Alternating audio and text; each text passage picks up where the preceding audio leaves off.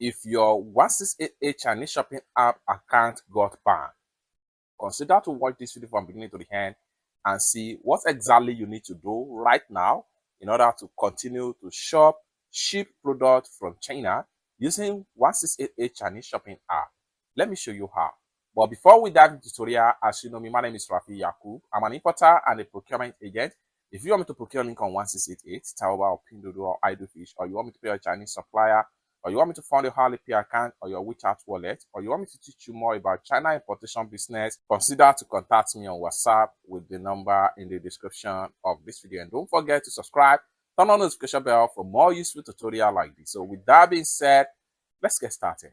So the very first thing I'm going to do is to go ahead and open up my WhatsApp because someone contacted me about this particular issue and I decided to make a video about it so everyone can learn.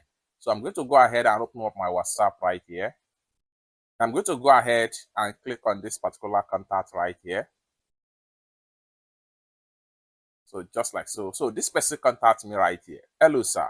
My account has been banned on 1688 and I really need it. I want it back, please. Can you help me with this?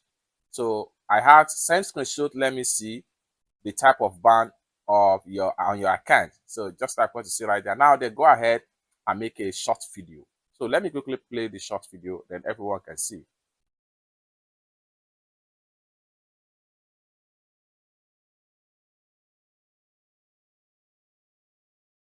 Now, what really happened right here is that I was kicked out of 1688 completely. I was working on it and communicating with everyone, and then he sent me a message that I did not know the content of, and I was kicked out.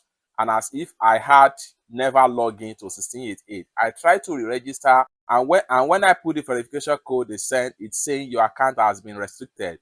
The situation has happened to me before, and I could not return to 1688 except after changing the device and number. And now I no longer have any other numbers or device. Can this problem be solved? So this is my response right here. You can't dispute this type of issue and win. You will only need to create a new account with another number alongside the Alipay, and that is the only solution you have now. Do I have to change the phone number? I say, do I have to change the phone number to? Do you know why this happened to me for the second time in a month? It is possible that I talk to the factory daily without purchasing through the application. Maybe I make mistake because I'm new to importing.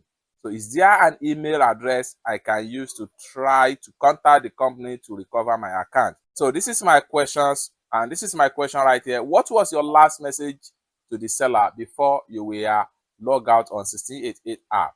So right here, this is a very normal message asking about the weight of the machine. It is priced, but I was talking to 3 factories at once. If you mean that there might be a complaint against me due to abuse, then I don't think I did anything wrong anyone.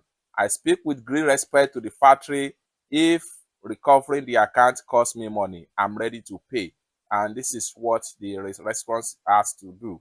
So I asked, do you ask for seller external contact or bank account information? So he said no. Wait, what does external contact information mean? I asked you to contact via WhatsApp. If they do not have it, I will contact you via 1688. Now, this is where the problem starts. I always make a video that do not go ahead and ask some of these supplier anytime that has to do with external contact right here. So right here, what really happened here is that this person here, you can literally communicate with supplier as many as possible on 1688. But the problem here is that you need to be mindful of whatever you are chatting up with them. You need to make sure that everything you are chatting has to do with the business within the 1688 app. Immediately you start talking off point or off of the 1688 Chinese shopping app, you will definitely experience account lockout right here, and your account will be blocked. And this type of account ban on 1688, it has no remedy. The account is completely locked out. So like I recommend right here, the only thing they can do is that they can only create a new account alongside with the Alipay account, even with another phone number entirely and start afresh. So this is only the solution to this type of ban on 1688. So in a nutshell, be mindful of whatever you are discussing with the supplier in order not to in order to avoid account ban for some reason as far as 1688 Chinese shopping app is concerned. There are a lot of terms of use.